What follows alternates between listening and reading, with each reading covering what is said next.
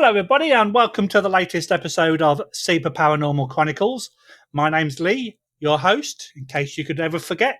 And tonight I am more than delighted to have Father Bob Bailey with me. Father Bob is a retired Roman Catholic priest, a demonologist, and a spiritual warfare and education director at the Holy Sword Apostolate. I hope I said that right. You did. Father Bob, welcome. Thank you. It's great to be here.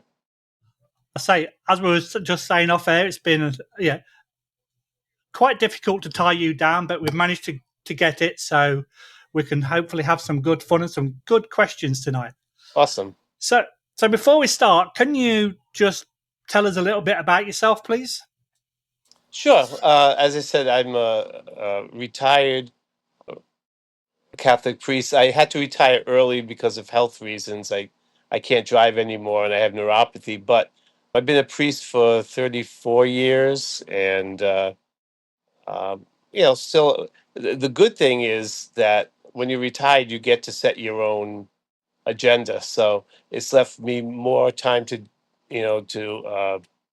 devote to spiritual warfare education, to the apostle, and all of that. So I'm having a great time with that, working with another priest on the West Coast.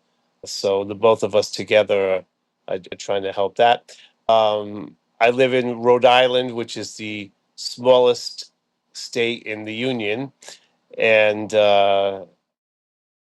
let's see, I'm of Italian, Irish, and French Canadian descent.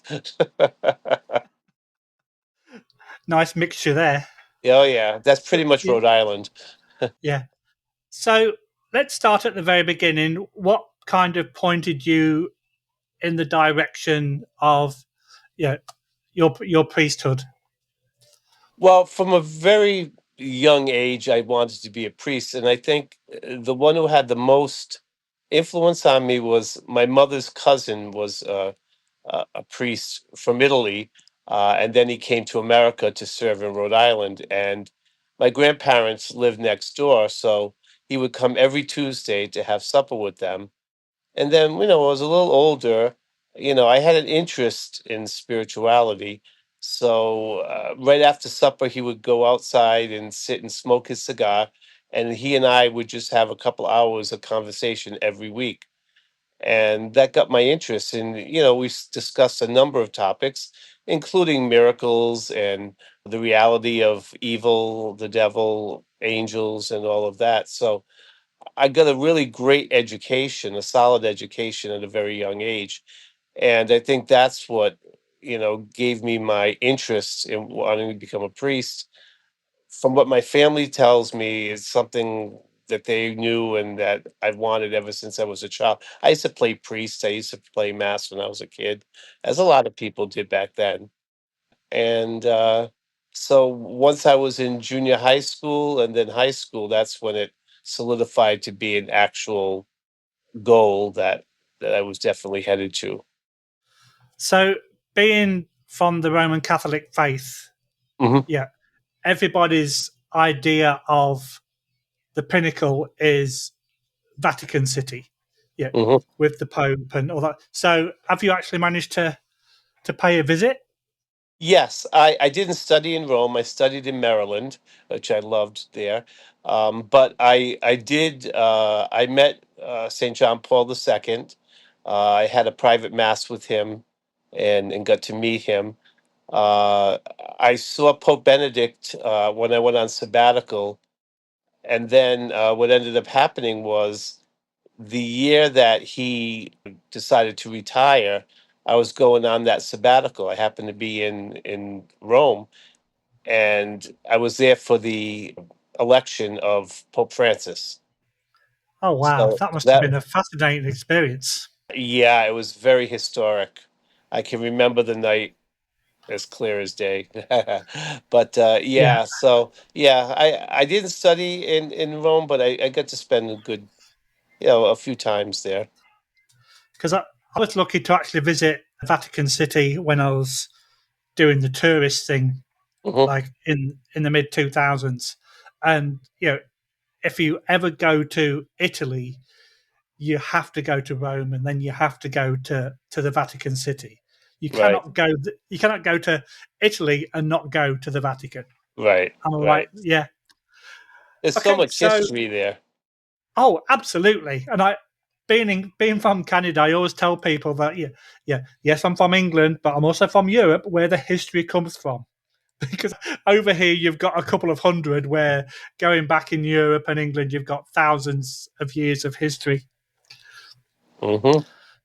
So, what kind of got you involved with being an exorcist and demonology then? Okay.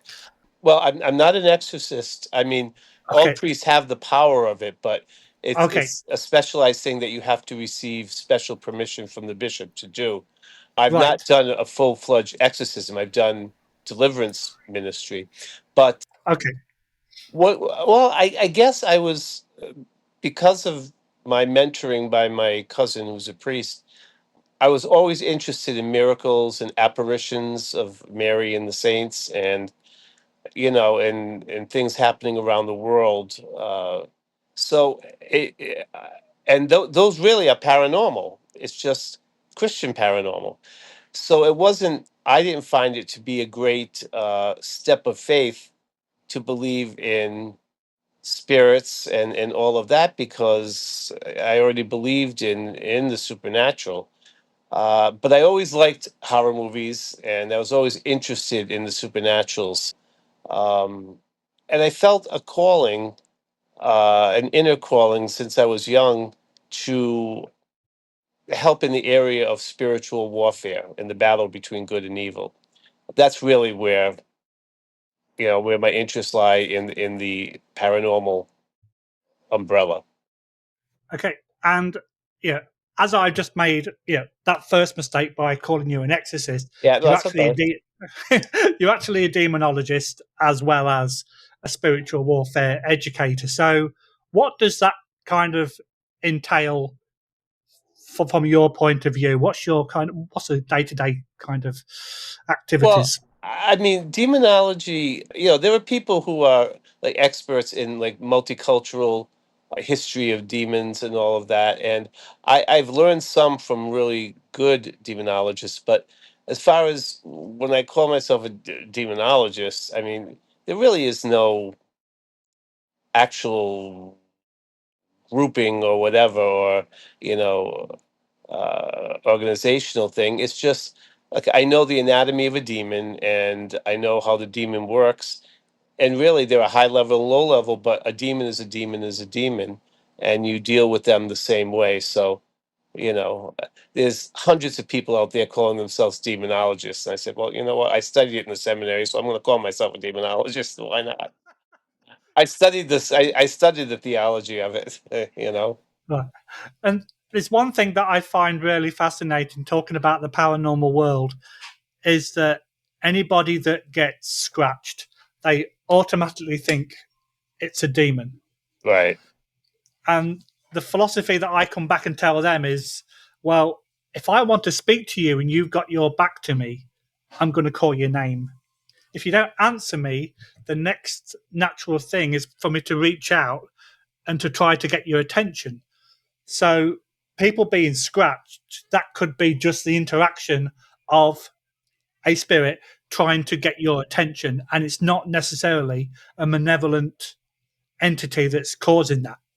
Correct. Correct. And and that's the thing that a lot of people don't understand. I mean, there's more to it. I mean, you could tell after a while if it's malevolent. I mean, if it goes beyond that and it's scaring you to death and it's purposely, trying to harm you, then you know it's a malevolent spirit. But, there are spirits trying to get your attention that will move things around, or you'll find things, you'll hear noises or whatever, and yeah, you're right. It is to get your attention, so that uh, you'll be attentive to whatever they're trying to communicate. So, Yeah. And I know that the first time you and I met, you was actually teaching a, a guest speaker hmm from the Paranormal Phenomena Research and Investigation, or PPRI. hmm and we did a 4 week course of demonology, and it's actually really interesting to actually break it down. Is because when, and correct me if I'm wrong, when people are talking about demons, we're talking about the Roman Catholic Church. We're not talking about other religions. That's correct. Am I right? Well, from my perspective, it would be because that's what I operate out of. Well, not just necessarily the Roman Catholic Church, but the Christian Church, Okay, you yeah. know. But again, we handle things a little differently than, say, people who are more fundamentalist or Pentecostal. We might be a little bit more discerning as to trying to find out whether it is an actual evil spirit or something else that can be explained, you know. Yeah, because there's a very fine line between having items moving and it being of a potential paranormal nature Hmm. rather than having things moving and it being of a demonic nature. Correct. Correct. And there's So, also, there's things called telekinesis or even yeah. poltergeist activity, you know. So, if somebody was experiencing, let's just put it, something bad in their house that they can't explain, and they call you in, do you have kind of like a checklist of things that you, yeah, yes, no kind of thing to determine if it's a demonic or something else? Well, I think that would be try to be set before I even go in. Okay. So there'd be questions I would ask and get information so that I can look at it all and get a game plan as to what we do when we come in. And so that when I come in, if there's activity going on, again, I don't conjure. And that's the thing. When we go in there for an investigation, we're not conjuring. That's forbidden by the scriptures. We're trying to figure out if there's something already there and what it is that's already there.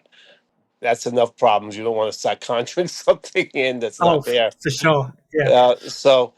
Yeah, if it's if it's doing harm, if it's threatening, if like you talk about the scratches, if it continues and it's really bad, then I would go in and try to ask, and I would ask in the name of the Lord for it to answer my questions, or to give me some kind of a response, you know. And if I find after an investigation that it's can be explained, and sometimes it can be, there are things that faulty or old appliances give out that can give someone the feeling of being watched and paranoia. And then I would say, I think there's this case here. If you need to update, some of your appliances, you won't have those. Again, I forget what it's called coming out of them. EMF, Uh, yeah, yeah, electromagnetic field. Yeah. yes, yes, and also if it's things that people are hearing and all that, and then it can be explained. Like there was one where like the washing machine or dryer was going off at a certain time, and when I was upstairs, I was able to hear it and say, well, this is what it was, or whatever. Or and sometimes it could be a person's emotional state that that that create hallucinations in their own mind, which is tough because I would think they'd be relieved, but a lot of times they're not, and you can't convince them otherwise that it's not demonic. That's tough, and I'm sure you've come across that. Uh, Exactly. And one thing that you actually taught us on the course, and Elliot carried on in the other weeks, is that just because people are hearing voices or are experiencing, it doesn't mean that it's of a paranormal nature. It could be of correct. a mental health nature, and that's a Yes. very fine line between Yes. the two. Yes. And and what I tell people, and sometimes it can be a little bit of both. So if I find that there's something going on, if there's trauma going on, it seems like there's trauma in the person, I would say, okay, I'm going to bless your house. I'll do a house liberation. I said, but you have to do part B. And part B is I think you need to get checked out by a psychologist or a medical doctor, and you need to do what they tell you. So both of those together, the two prong A and B, will help to alleviate the problem. But if you do one without the other, it's not going to be complete. Yeah, and that's a really good point because we have a questionnaire.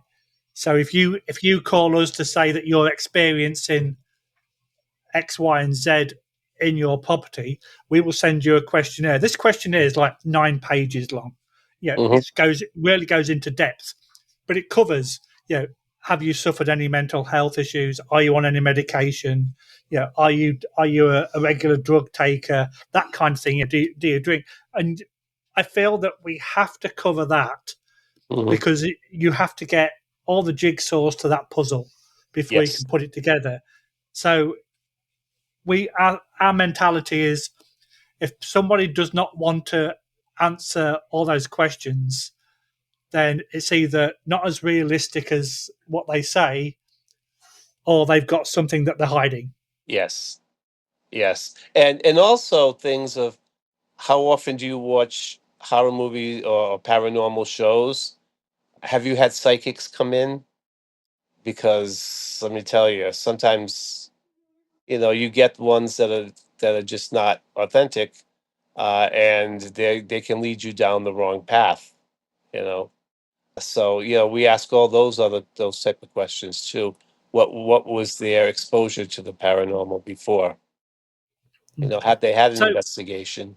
exactly, yeah. So can you remember your very first time that you got involved with a unknown entity? Yes, I I was with a couple from Rhode Island. I don't know if you know the Johnsons, I've Keith. heard of the name. Yeah, Yeah, Keith and his wife Sandra, and I become friends with them, and I would go to watch their show. They did a weekly or biweekly show, and so we got to talking. Well, one day he asked if I would assist at a house that there was some activity. So I went and I blessed the house. I didn't experience personally too much, but it did solidify, like, yeah, this is what I want to do as part of my ministry. So, and then soon after that is when met Ryan Buell with Paranormal State, and would we get called in if there was a a docker case for the show. So, but yeah, that was my first actual entering a house like that. I've had encounters with evil before, but not in that kind of type of it. so when you get invited, for want of an easier expression, do you protect yourself before you go? Do you do prayer and, Yes, and that kind of thing? yes.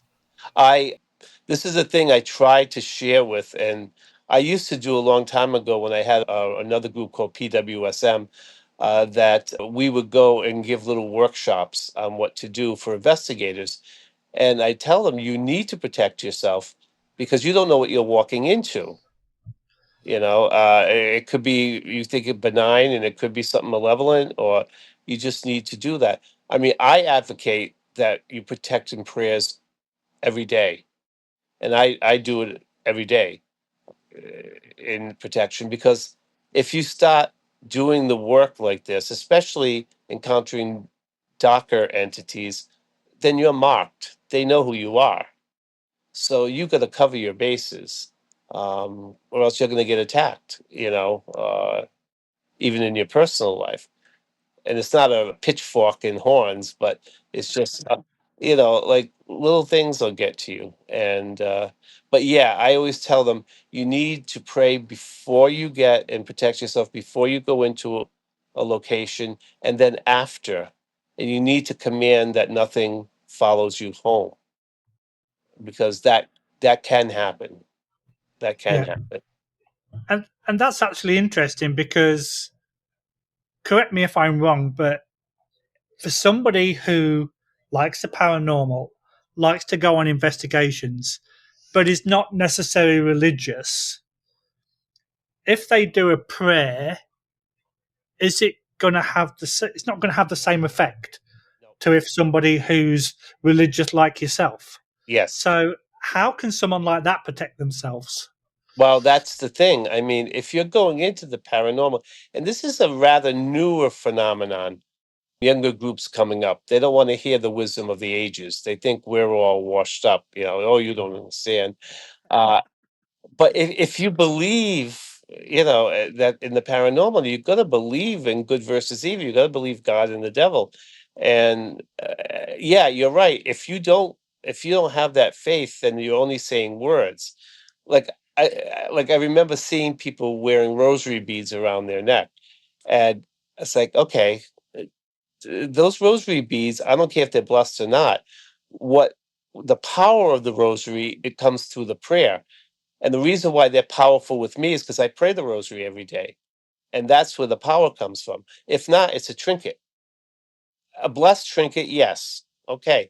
But it's not going to have the same power and efficacy, So it's your personal faith that has to be your shield. If not, then, and this is what I see happening nowadays. In some instances, they go in without that and they end up making things worse for the clients because they open doors and they don't know how to shut them, uh, Yeah. and and using other Um, methods of divination, which can be dangerous. yeah, because I know that yeah, anytime anybody uses the D word, they're automatically assuming that something's of a dark nature, but it's not always going to be the case. I was Mm, talking to somebody a few months ago about fairies. That's not necessarily a bad thing, but it's not a demon. And people get, or people want to tar everybody with the same brush, so to speak, by, okay, because I got scratched or because it's moving things around, it's got to be a malevolent entity, it's got to be bad, so it must be a demon. But in right. reality, it's not. Yeah, growing up, I always thought fairies were benign thing until I got into the paranormal world, and it's like, oh, the fae, they're not always kind. And it's like, Yeah. wow. So people from the British Isles, it's like they can be formidable. Oh, for sure. Yeah. So, what would you say the percentage? I know it's going to be difficult to put a number on it, but the percentage of genuine demonic uh, infestations, if you like, compared to okay, this is not of a demonic nature. Can you kind of put like a percentage to that? Yeah, if I do 10 cases, I would say six maybe have some kind of a merit to it. Some kind of a merit to it. Not demonic necessary, but some. Uh, well, man, maybe five, maybe half and half. So my philosophy is it never hurts to bless a home. It gives peace of mind and it puts positive in the house. So yeah, but because of my work on Paranormal State, it's usually when I went in to do it is after they've already established that there's something there. So I would say all of them had some kind of a merit to them. Yeah, But I've been called into a number that just, or I know they're inviting it in and they don't want to do it. They want me as a magician. You go in, you do the work, you leave, and they don't have to do anything. And it's like, no, it's kind yeah, of like if you contract like a disease, like say you have cancer or whatever, and you got to follow a regimen after that, and you'll be okay, or whatever, diabetes like I have, but you cannot not do anything because your life has already been touched by this disease. Same thing with the demonic, you know, and even if it's positive spirits, you got to create, rules for your location and say, okay, you got to be you're the homeowner right now, and I try to cross spirits over. In my Catholic faith, we believe in purgatorial spirits, which makes all the reason in the world, makes all the sense in the world, in the paranormal world, that they're on their way, but for some reason, whatever, they're either stuck or they didn't want to go, and they have free will. So I have tried to pray them into the light, and I do that every time I say mass. I ask Saint Michael and one of the other angels to give me souls to the mass, that during that prayer they'll be released into the light. And so, I like to think that that has a good.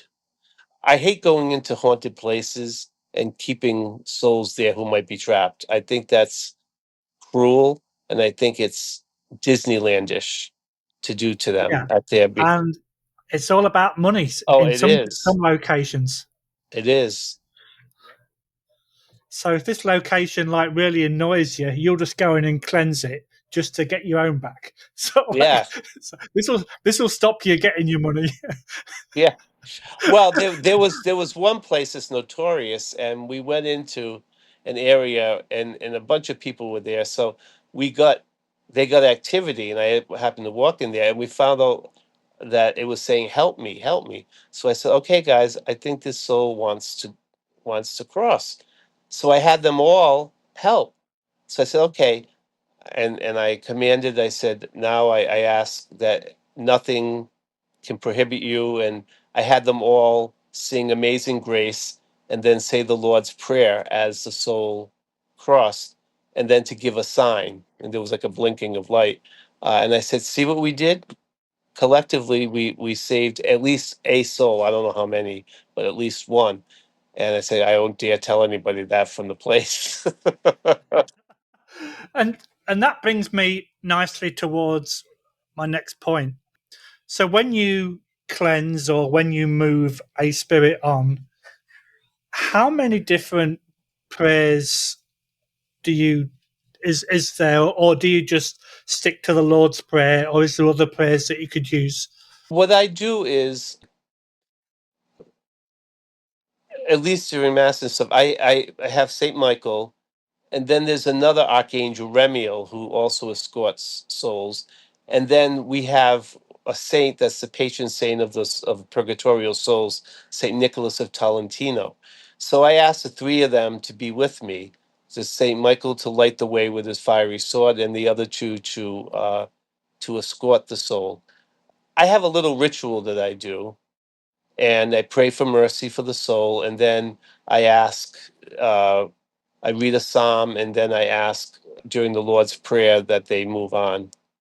And it's simple. It's simple.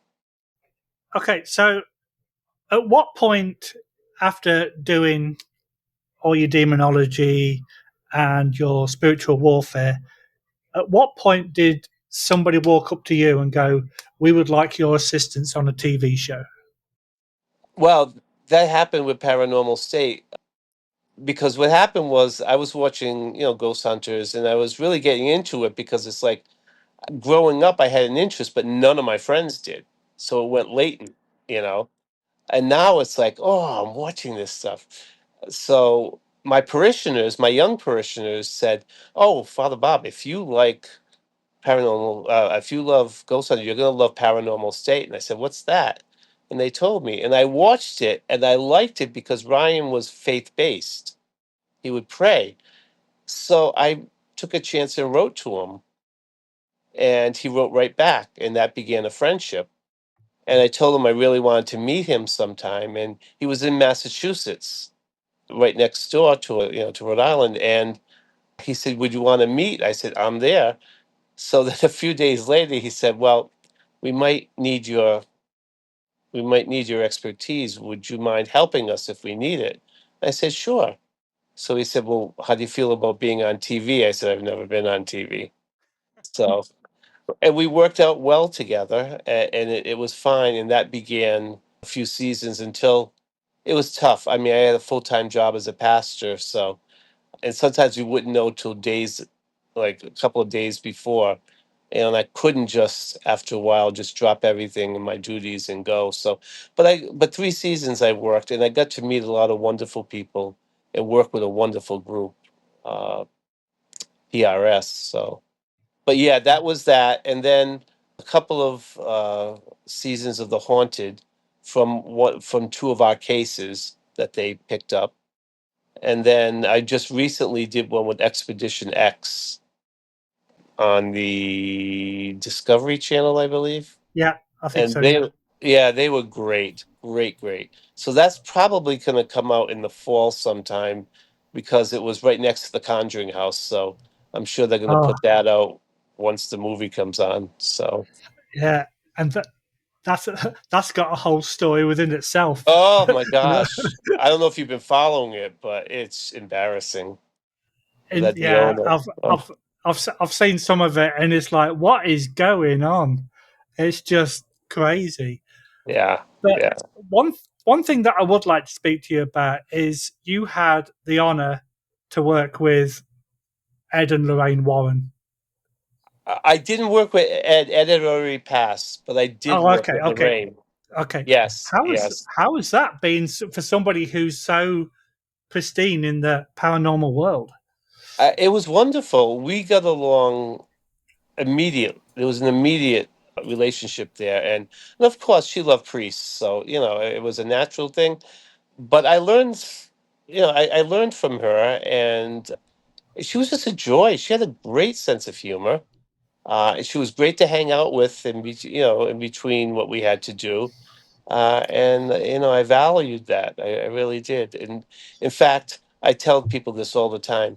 At one point, we were just hanging out in the hotel at the bar and sharing a glass of wine. And I said, you remind me of a paranormal Mary Poppins. I said, I could just see you with a bun in her hair, coming down with your umbrella, and then your pack. You have holy water and the Bible and rosary beads and all that. And she started giggling. She loved it. She loved it. So You it all can goes, "Hello, Mary just imagine, Poppins." just imagine that because, like over here, I know it was released a while ago, but they showed the Enfield Poltergeist three-parter, and the Warrens actually went to England to help with that. And I know it's TV, and things that are on TV are not exactly Yeah. how it happened in real life. But it was Even The really interesting. Conjuring, even the original Conjuring, some the beginning was pretty accurate, but then the other facts became skewed. It's like, why? Why are you going to do that? The truth is more scarier than fiction, you know. Absolutely, yeah. So the fact that you've always been involved with the paranormal, have you actually experienced anything that you can't explain yourself? Yeah, but I will tell you that, and as long as the time, and I think it's because I'm a priest. I've never seen like a full bodied apparition yet, at least not of a spirit. I've not seen things fly off shelves and all of that. I've gone to places where they say, "Oh my gosh, the cupboard's open." I said, "Oh," I'm going, "Yes, I want to see this," and it goes dormant when the priest comes in because they don't want to. They don't want to give away. Yeah, So it's like, but I have like the last house that I had done. Yeah, I actually went into a room to bless it, and I got felt pushed out of there. Um, and a little bit, I'm not psychic. I'm not a medium. Nothing like that. But there is a thing of discernment of spirits, and lately it seems that I've been that's been heightened a little bit, probably to do the work. And I call that the gifts of the Holy Spirit. And when I pray for healing, sometimes words will come through too, but again, not words, clairvoyant or anything like that, just from the Holy Spirit. And I'll say, "This is a word I have for you. I have no idea what it means, but take it for what it is." But yeah, not I guess it's the hazards of being a priest that they don't want to show that in front of you. yeah. Occupational hazard. Some priests have, like exorcists, certainly have. And I've seen, I did one case where I worked on a young lady for a few hours, and then I started to see that that it was formidable and that she was exhibiting signs of possession. I said, "Oh boy, I need to stop right here and now. This is above my pay grade." So I stopped, and then I called the local bishop, who I happen to know, and he knew me, so that was great. And so he said, "Okay, I could handle it from here." I said, "Do you have an exorcist?" He said, "Yes." I said, "Okay." But that is it was an interesting story because when we got called, it was in nearby Massachusetts, so I went with my partner, when we had PWSM. It was just he and his wife, who was our case manager, decided to come with us. So we're driving, and she always loved to have iced tea. So she has iced tea in her hand. She goes, "Ugh, this iced tea smells like urine." I said, "What?" So I go, "Come on." So the husband grabs it, and he smells it. He said, "Oh." So now, of course, skeptic here. I'm going, yeah, right. So I grab it. It's like, oh, it does. So I said, guys, I don't know what we're walking into. I said, something's going to happen. We walk into, and she's on the bed in a pool of urine, Wow, of her own urine. Yeah. that's crazy. Yeah, that was. And I mean, she had a boyfriend who was very muscular, and he could just about keep her down. And she was speaking in, in languages, and you know, and in guttural kind of tones. So that was the first. I had been, when I was younger, in my 20s, been on a team for an exorcism. I wasn't a priest then, but that one was exhausting because of the amount of time that it took, and not realizing what it was. I just thought it was a deliverance. That's crazy. Yeah, and I know that a lot of people that are involved with the paranormal, they want to see stuff like that because half of it's because of the interest, a genuine interest in what procedures take place to exercise that spirit from the individual. But I think a lot of it is also a morbid kind of like, I want to see what Curiosity. exactly. And do you find that's Yes. always the case? Well, not always the case, but do you find that's the case in a lot of examples? Frustratingly, yes. Like, I've gone on Paracons, and I've been able to hear people say, "Oh, did you go to this place? Did you go to that place? Oh, we're going to this place." And it's all for their own entertainment, going to all these haunted places. But how many clients are you helping? That's the telltale. This is not a club, and it's Yeah, like, and that's what I find in some instances, not all, but in some, and that, for me personally, that's frustrating because it's not a game. no, It's not a game. So yeah, and one thing that we do thrive upon with my group is at the end of the day, the the individual that's being affected, the client or whatever you want to call them, their feelings, their emotions are paramount. So if you can go and to prove that it's black mold or EMF, like we mentioned earlier, or they've got a rodent problem, as long as you are helping that person, and then you can find out that it's not paranormal, it may be a little bit disappointing for the team. However, at the end of the day, you're still helping that individual, absolutely. and that's what's key right now. Yes, It's not to get gold stars and to get your name on Broadway with flashy lights. It's helping that individual. exactly. And I go for the same with the homeowners. You would think that they would be relieved, and some are, but others are not. They want that to be paranormal. Yeah, And there's some cases I've been on too that are kind of well known, that I won't go into for the sake of not wanting to name names, but where they go from one expert to another for attention. They just want the attention.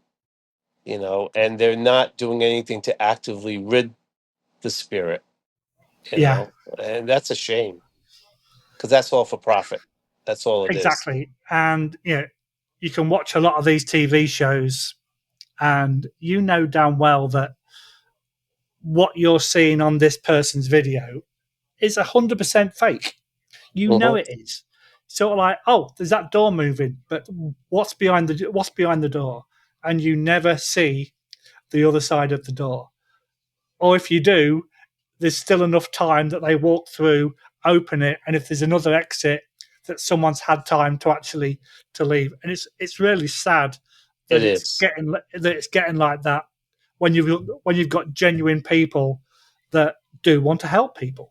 Right, and that's the frustration. Even I know Ryan has had that in Paranormal State because not every case gets solved, or not the way that. And you're facing production who wants to make a show, so you've got that tension going on. So it's tough with television, and plus, the frustrating thing is, like with Paranormal State, they might have been there a week, 4 or 5 days doing this, but it all gets encapsulated into a 50-minute show. So people think the reality is within an hour, everything is done, and that's just not Yeah, true. You know, yeah, It's not based in reality. But yeah, it's tough. It's tough. it is. Well, yeah. Unfortunately, we are coming towards the end. So, what's next on the horizon for Father Bob? Got anything in the pipeline? Yes, next month I'm going to California. My other partner, who's a priest and Orthodox priest in California, he's kind of the West Coast partner. I'm the East Coast partner. He's doing a paracon on the USS Hornet, so I'm going there to Oh wow, speak. And actually, I mean, we talk to each other every day, but I've never physically met him. So, it's- but yet that'll we be cool. work together as partners in the ministry. So I'll get to meet him live for the first time, and uh, and then continue to go to a few places, to Illinois and to Kentucky. Maybe it's the whole Annabelle thing. I don't know where that's going to go. Oh yeah, the things that have happened with over the last week with regard to that, it's Yeah, shameful. he was a very good friend of mine. Oh, sorry to. Yeah, so I'm going to the funeral this week. So yeah, it's just I can't even watch the TV when it comes on. It's like people have been so cruel, so Yeah, cruel. that's ridiculous. Okay, my friend, it's been an absolute pleasure talking to you. I'm glad that Same I've here. finally managed. The fact that I've finally managed to tie you down and get you on, even though you've been gallivanting around Europe on vacation. But It's like also a I say, pilgrimage. okay. Let's mention that bit as well. But Father Bob, it's been an absolute pleasure, and I thank you for your time. You Oh, have a you're great welcome. rest of the evening. Thank you. You Take too. care. Take care. Bye bye now.